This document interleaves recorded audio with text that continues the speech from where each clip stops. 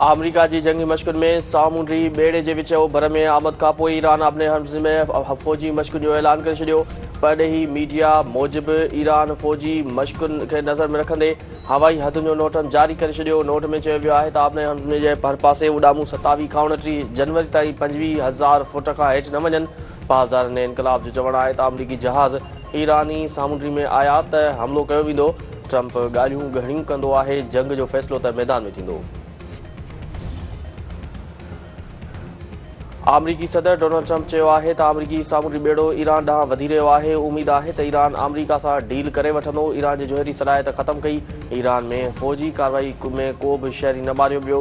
रूस यूक्रेन जे मामले ते चङी अॻिभराई ते रही आहे।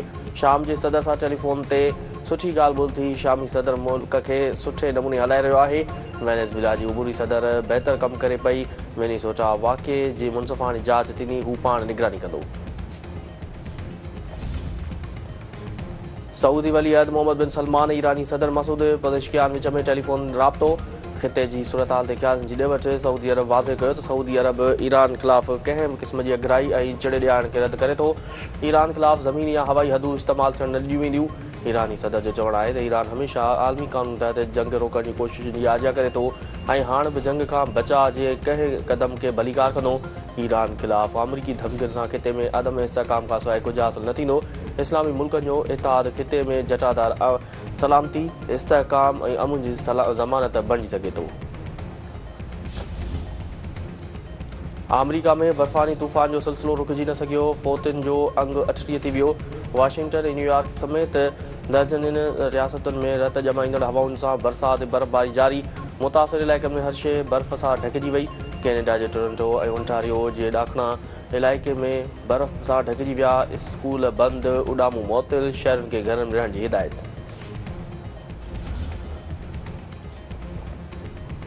सिंध काबीना गुल प्लाज़ा सानी जे मुतासिरनि खे मुआवज़ो ॾियण जी मंज़ूरी ॾेई छॾी। फ़ौतुनि जे वारसनि खे 1 करोड़ रुपया मुआवज़ो ॾियण जो फ़ैसिलो।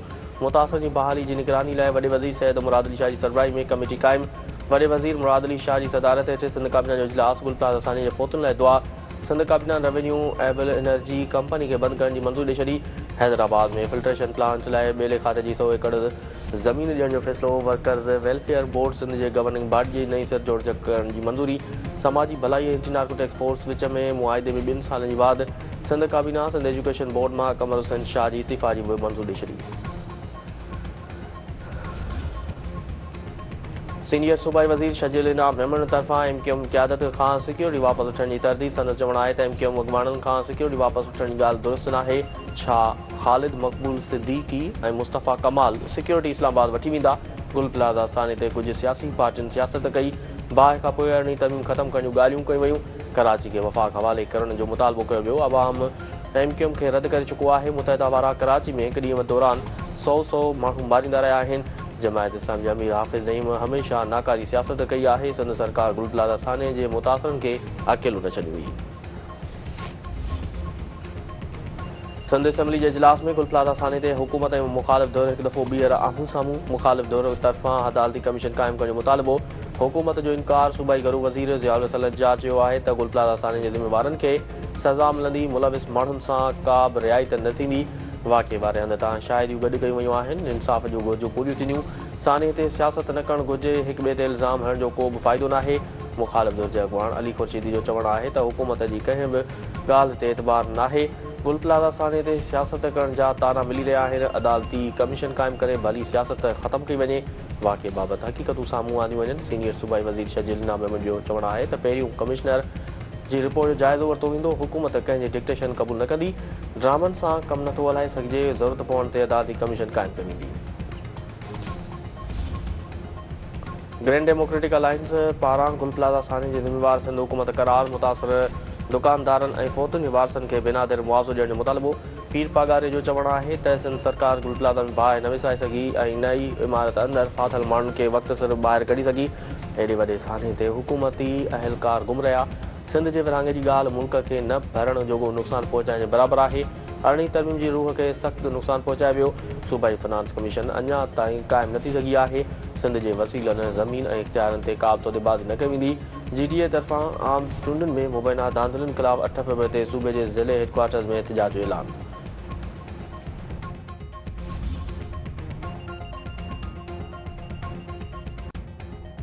नाले वारे मज़ामती शाइर डॉक्टर आकाश अंसारी क़त्ल केस में संदसि हंज वरतल पुट लतीफ़ आकाश के मौत जी सज़ा। Hyderabad model trial court Latif Akash के ॾोही करार ॾेई छॾियो। अदालती फ़ैसिले खां पोइ जामिन चानियो। ॿियनि तरफ़ां संदसि गीत गायक भेटा बदीन में संदसि क़बर ते हाज़िरी गुलनि जी वरख़ास्त। संदन चवणु आहे त अदालत डॉक्टर आकाश अंसारी क़त्ल केस में इंसाफ़ कयो आहे। जवाबदार लतीफ़ आकाश मौत खां वधीक सज़ा जो हक़दार आहे।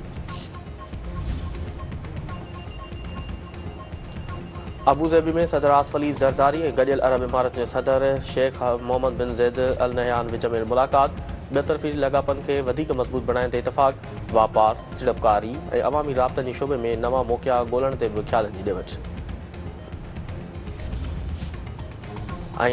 IG सिंध जावेद आलम ओढे चयो आहे त नारी आसिया कोसो सां ज़्यादती में पुलिस कांस्टेबल समेत 4 पुलिस एहलकार मुलविस आहिनि। पुलिस एहलकारनि सुञाणप खां बचण लाइ निकाह पहिरें नियाणी सां लजालत कई। SHO वाक़िए में मुलविस न आहे। लजालत में मुलविस पुलिस एहलकारनि खे खाते में रहण जो को हक़ न आहे।